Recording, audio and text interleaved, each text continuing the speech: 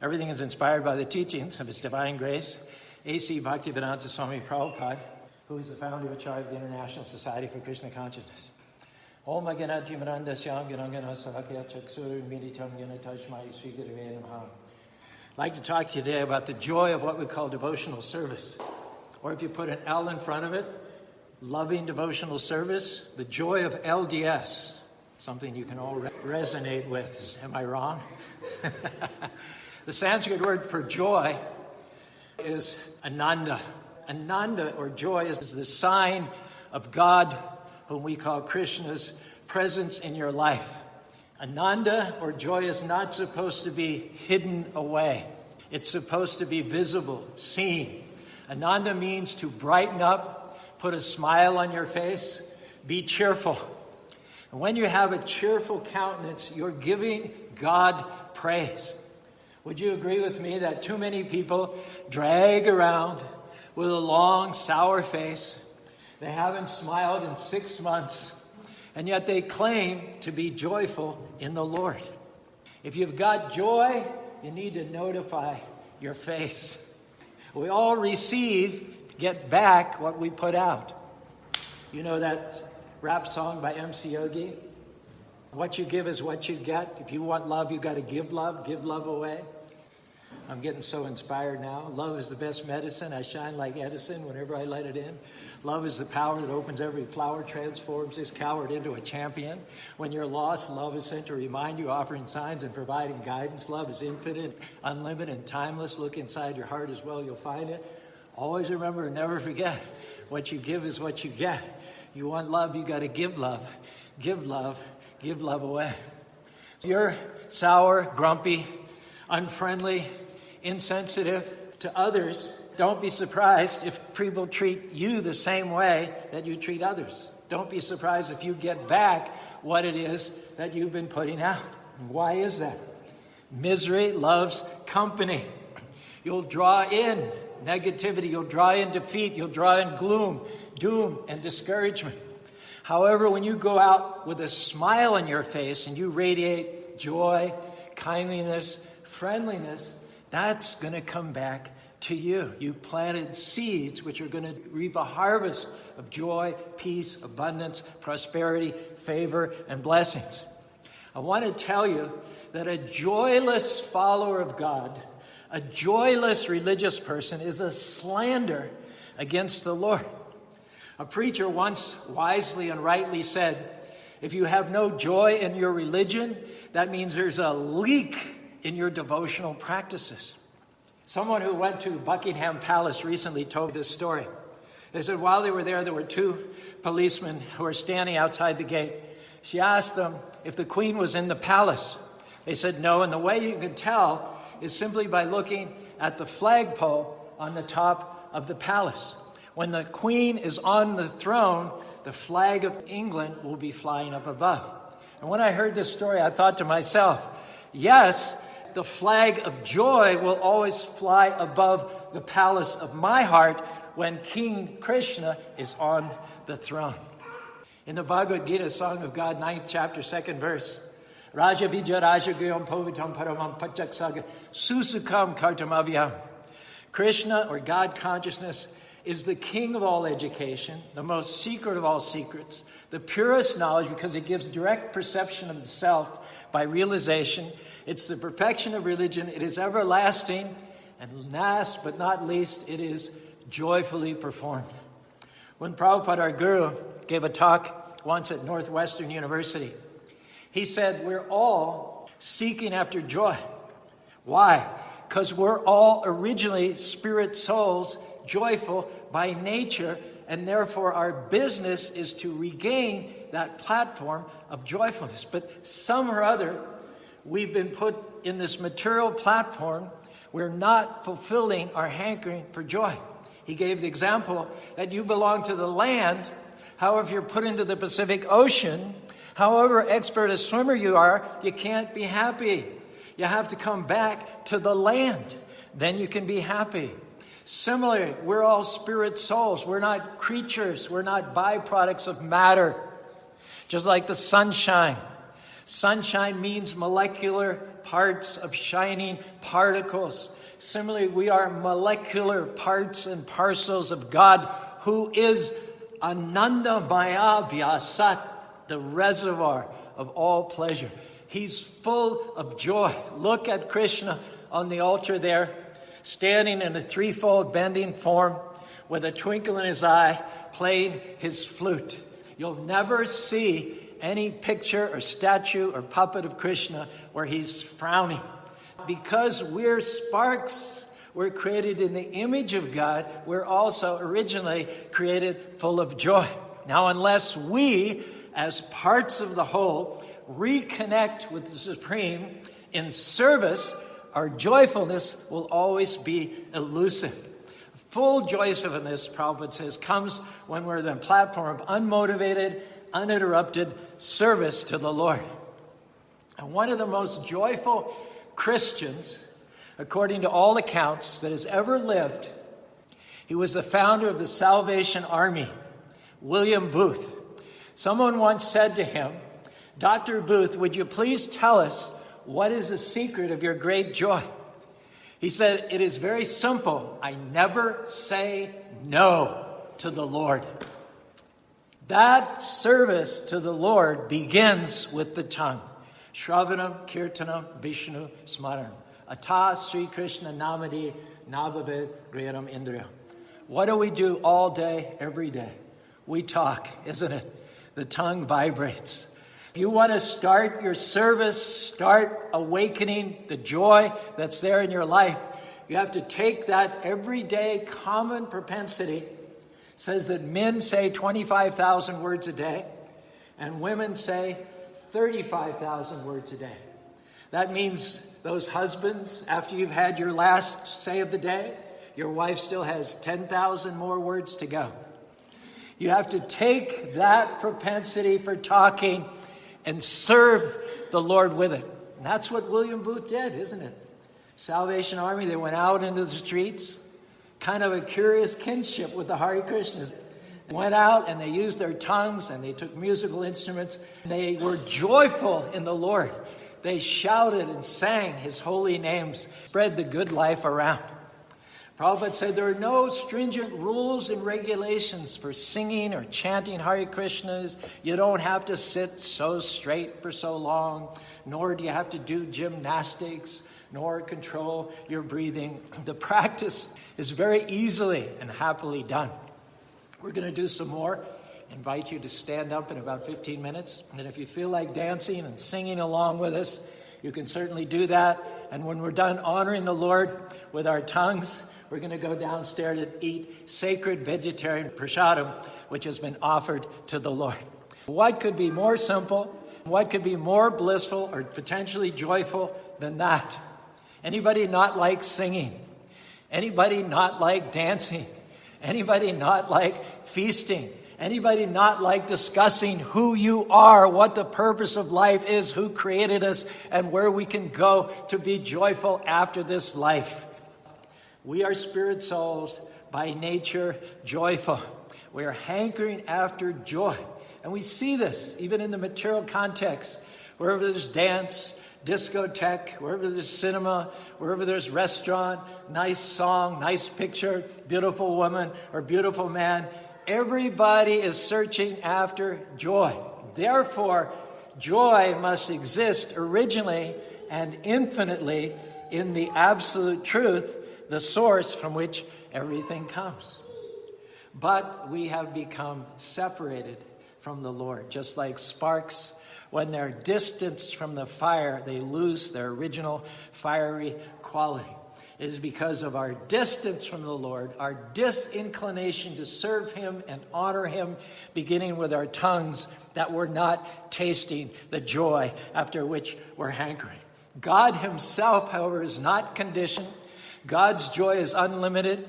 He is everlastingly enjoyed in the spiritual world, dancing with the liberated souls. Why our process of enjoyment is checked. We want unlimited, unchecked joy. We don't wish, for instance, to die, and yet death is thrust upon us. The human form of life is specifically awarded us in order that these questions should be answered. Why am I subject to death? Why am I subject to birth, disease, old age?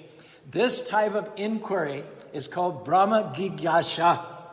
When the sun rises and all the animals get up in the morning, there are millions and millions of questions and answers going on. Where is food? How to sleep? Sex? Defense? But only in the human form of life is it possible to inquire as to the nature of the self and the absolute truth. Only Brahma Jigyasa is possible in the human form of life. It is an opportunity here in the human form of life. I can understand one very important thing which the animals, reptiles, fish, and birds cannot understand, and that is that I am spirit. I am Brahman. I am the same quality as God. And if I am the same quality as God, if I'm cut from the same joyful stuff as Him, why in the world am I suffering? That, ladies and gentlemen, is the beginning of the human form of life. Understand, I am as good as God, although I'm small. Then we can use this life to prepare ourselves to join with Krishna eventually and to dance face to face with the Supreme Personality of God. But first you have to qualify yourself. Prabhupada says you can't dance with dog and dance with God at the same time.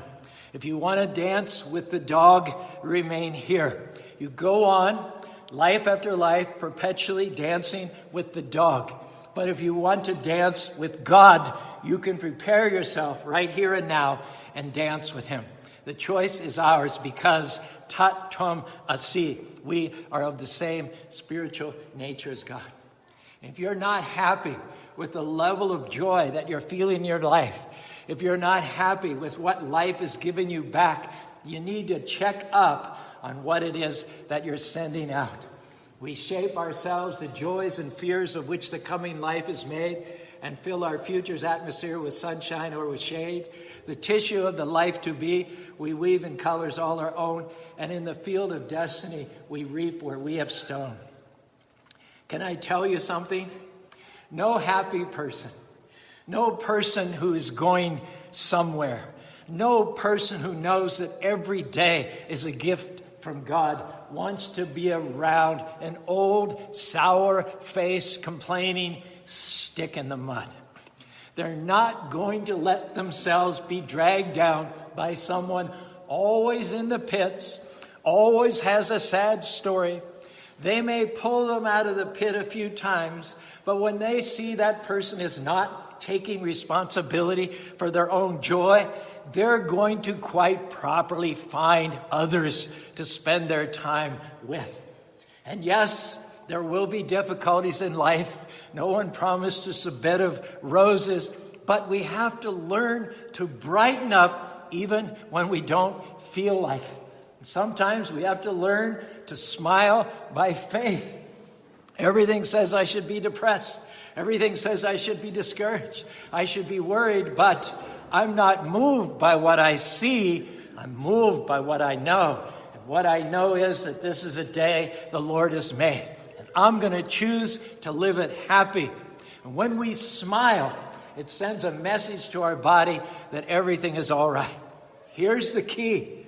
You cannot wait to see how you feel. You have to smile first, then the joy will come. Chemicals are released. It is hard to smile and think negative thoughts at the same time. It's hard to be friendly, cheerful, and maintain your bad mood. Smiling tricks the body into feeling well. It's said that when life gives you 100 reasons to cry, show Krishna yet you have 1,000 reasons to smile. Sometimes it is said your joy is the source of your smile, but more often your smile can be the source of your joy. And when we're caught in a belief that happiness should only come in a particular form on our timetable, what happens is we fail to see all the opportunities for joy that abound right in front of us. A sad, depressed face is telling our body that something's wrong. With a depressed face, we're going to be tired and run down, not feel as well. Our encouragement is don't wait for the feelings to come and then cheer up. Just the opposite. Don't wait until you feel happy and then decide to cheer up. Cheer up by faith. Fake it until you make it. If you will, faith it until you make it. And we can all find some reason to feel unhappy. The pandemic, the boss is getting on my nerves, my team didn't make the playoffs, there weren't even any playoffs this year. Oh, I just have to hold on until God comes. And when someone asks you how you're doing, for heaven's sake, don't tell them how you feel. I'm tired, worried, run down, swamped, busy, under the weather. No, your response should be, I'm too blessed to be stressed. My future is so bright, I need sunglasses. That's faithing it. I don't know if you know this. I didn't until I was researching this talk. The word happiness comes from an old English word, hap, which literally means chance. Corresponds to the Latin word fortuna, which means luck. You see, if things happen the way we want them to happen, then we're happy. But if they don't happen the way we want them, then we're unhappy. What does that tell us? Happiness is temporary and fickle, whereas joy is permanent and settled. There is a delight, a gladness of heart, a rapture in the soul that goes above and beyond happiness, and its name is joy. There's a tremendous difference between joy and happiness, as you can see from our chart. Happiness is external. Joy is internal. Happiness depends on outward circumstances. Joy depends on inward character. Happiness depends on what happens to you. Joy depends upon who lives within your body. Happiness comes by chance. Joy is based on choice. Unfortunately, we know that the world has caricatured God-centered people as being primarily purveyors of doom and gloom, prophets of sadness and sorrow who condemn any sort of joy as being sin. In fact, someone once gave this definition of a Puritan: a person who suffers from the overwhelming dread that somewhere, sometime, somehow, someone may be enjoying themselves. I'm here today to tell you that God-centered living, Krishna-conscious living, is nothing less than a festival of joy. C.S. Lewis said, joy is the serious business of heaven. We should be in joy. We should enjoy joy all the days of our life. We should so rejoice that we can rejoice over our rejoicing. If you get around Krishna at all, or the chanting of Krishna's names, or Krishna's devotees, or Krishna's sumptuous prasadam, you're going to be so full of joy, because to be in the presence of the Lord is to be in the presence of joy.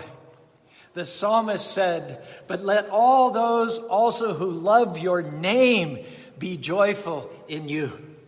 Hare Krishna, Krishna Krishna, Hare Hare, Hare Rama, Rama Rama, Hare Hare. When you're around sour, grumpy people and you're joyful, guess what? Their attitude doesn't rub off on you. It's the other way around. You brighten their day. You lift them up. You can't control other people's faces, but you can control yours. It takes 62 muscles to frown and only 26 muscles to smile. Krishna is someone to smile about. Krishna is the reservoir of pleasure. Krishna is the presence of the fullness of his joy, and he's fully present as well through his transcendental names. If you don't have joy in your life, can I tell you that you've disconnected yourself from Krishna or God's presence, cut off from the supply line, cut off from increase, promotion, health, favor, healing. Do you know that there are people walking around who are like detached branches who are dying. They just don't realize it yet. They look alive, they make sounds, they flap around, but in reality, they're dead because they're no longer attached to the vine, which is our Creator and our Heavenly Father. He said, I am the vine, you are the branches. Who abides in me and I in him bears much fruit. Would you agree that a healthy tree is a fruit-bearing tree? That the only happy tree is a healthy tree? A healthy tree is a tree that does what it ought to do, which is to bear fruit. And the same thing is true of a God-centered devotee. If you're healthy, you will bear fruit, the fruit of God-centered works. A psychologist at Stanford University tried to show that real joy only comes when we're productive in our lives, or bearing fruit, so to speak.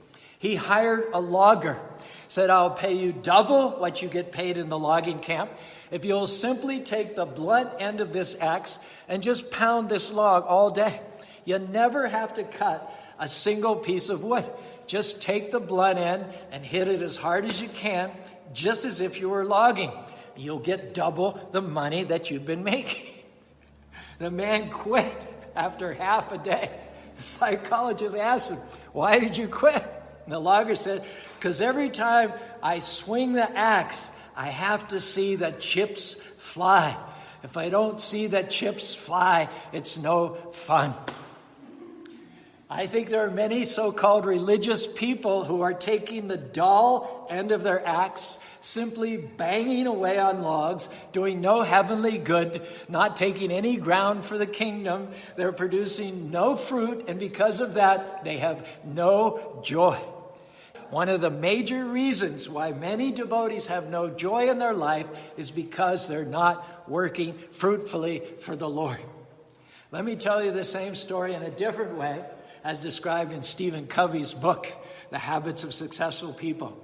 John and Paul have the same job, which is to chop down 6 trees a day. They are compensated the same, regardless of how long it takes them. Now, John wakes up early to sharpen his axe. While doing so, he enjoys a nice cup of fresh squeezed juice, and he listens to the birds chirp. He even has time to enjoy breakfast and read a few pages before heading up. He shows up at work refreshed, rested, and prepared. He chops his trees down with ease and enjoyment and is done early afternoon with enough time to do some fly fishing on his way home. Spends his evening with his family, relaxing and having fun, all in preparation for a good night's sleep and another great morning of sharpening the axe. That's John. Now, Paul hits his snooze button at the last possible moment, rushes around with no time to spare to sharpen his axe or even to take a shower. Shows up at work ordinary with a dull axe, spends the next 8 hours strenuously chopping with hardly any breaks, no enjoyment, comes home tired, in a bad mood, spends most of the night complaining about his job and how he hates it. If only he had a sharper axe. Goes to bed stressed, already thinking about how painful the next day will be. Both have the same 24 hours, just like everyone else, and yet they make completely different choices on how to prioritize and spend their time. And as a result, they have vastly different outcomes. Now, which one would you rather be? Which one would you rather hang around? Which one would you rather employ? People who sharpen their God-given skills, work productively in the service of the Lord, honor the Lord in their lives by chanting his holy names, are going to be promoted more often. They're going to have higher paying jobs. They're going to enjoy more intimate relationships with their wives and children. Why is that? Other people like people who are happy, smiling, friendly, good-natured, of good character, purposeful, and fulfilled. The joy of serving Krishna or God is so great that even Lord Krishna himself descends as Sri Chaitanya Mahaprabhu in his own devotional incarnation to taste the Ananda, the joy of serving God. In our Chaitanya Charitamrita, Adi Leela, 6th chapter, 43rd through 50th verse, I'll just share these verses with you. The transcendental devotional service of the Supreme Personality of Godhead is so ecstatic that even the Lord himself plays the part of a devotee as Sri Chaitanya Mahaprabhu. Forgetting himself to be supreme, he personally descends as an avatar to teach the whole world how to render service to the Supreme Lord. The conception of servitude to Sri Krishna generates such an ocean of joy in the soul that even the joy of merging, of oneness with the Absolute, if multiplied 10 million times, could not compare to a single drop of the ocean of the nectar of devotion. The most beloved goddess of fortune rests on the chest of Sri Krishna, earnestly praying, begging for the joy of ongoing service at his lotus feet. Associates of the Lord, such as Brahma, the creator of the universe, Shiva, Narada Muni, Sukha, and Sanatan Goswami, are all pleased in the sentiment of servitude. Nityananda, whose appearance day we'll celebrate this coming Wednesday, is the foremost of all the servants of Lord Chaitanya. He became mad in the ecstasy of service to Lord Sri Krishna. The quality of your service to the Lord is no better measured than by the wattage of your smile. Can I say that one more time? The quality and productivity of your service to the Lord is no better measured than by the wattage of your smile.